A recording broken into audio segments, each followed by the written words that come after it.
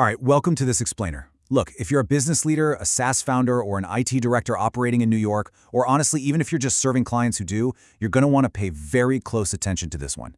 Today, we're dissecting the New York Department of Financial Services, or NYDFS, multi-factor authentication requirements under 23 NYCRR 500.12. And let me be clear right out the gate. This is not just about ticking some compliance box. It is an absolutely urgent, practical necessity to protect your bottom line. We're going to break down exactly what you need to know and, most importantly, what you need to do next. Okay, let's dive into this. $30 million. Let that sink in for a second. That is not some theoretical worst-case scenario maximum penalty. That is the actual fine handed down to Robinhood Crypto for having inadequate MFA and incident response protocols. The financial stakes here are literally massive, and regulators, well, they are actively hunting for weaknesses.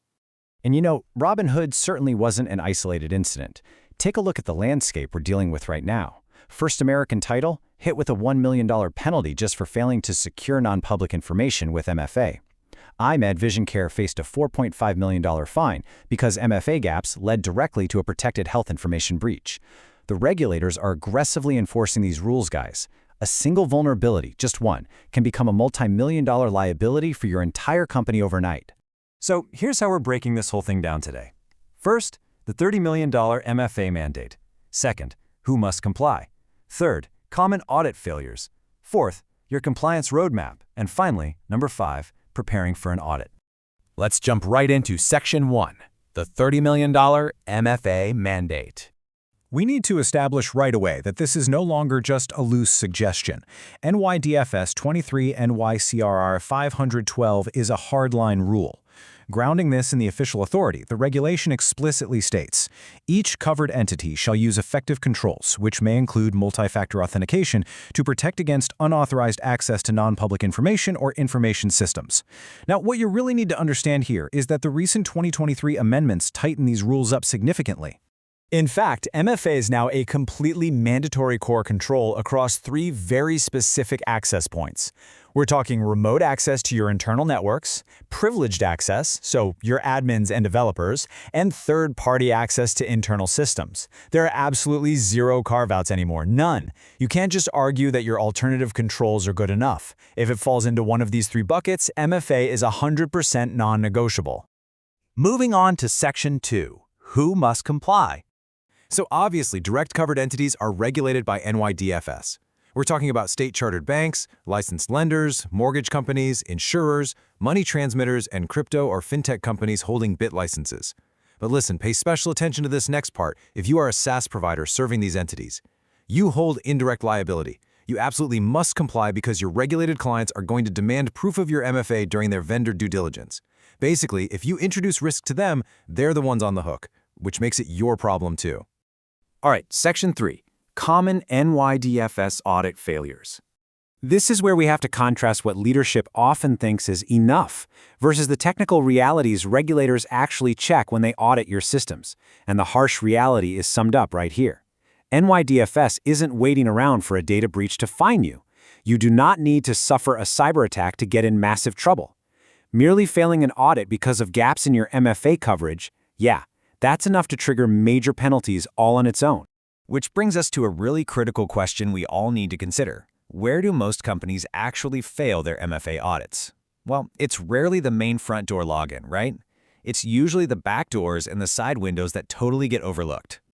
Now, what's really interesting about this slide is how easily these common blind spots just slip right through the cracks of a standard IT setup. We're talking about MFA not being enforced for cloud admin accounts in AWS or Azure. We're talking about missing MFA on remote VPN access. Companies often just skip MFA on critical SaaS apps like Salesforce or GitHub, which is crazy. They leave shared accounts and service accounts totally exposed without device-bound MFA. And finally, they let third-party vendors log into their environment entirely unchecked. These are your practical failure points. And remember, it's not just about where you use MFA, it's about what kind you use. Regulators specifically want to see phishing-resistant methods. Think FIDO2 keys like YubiKeys, platform authenticators like Touch ID, or robust apps like Duo. What they absolutely do not want to see are SMS, which, okay, is technically allowed but heavily frowned upon, and email-based codes, which you should frankly avoid entirely. Remember that iMed fine we talked about earlier? That whole multi-million-dollar breach started with a single email account that lacked proper MFA. Next up, Section 4, your phased compliance roadmap.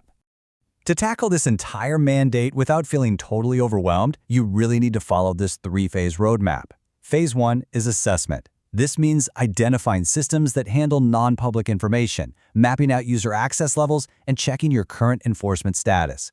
Phase 2 is the actual MFA enforcement rollout. And Phase 3 focuses on vendor and partner controls, making sure those external connections aren't introducing massive risk into your secure environment. Let's look a bit closer at Phase 2, because this is where your technical execution really happens.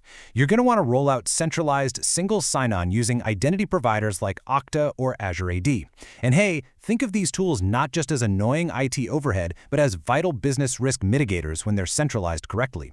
You need to use conditional access to block unmanaged devices, disable legacy protocols like IMAP that just don't support MFA, and crucially, apply MFA to all privileged identity and access management changes.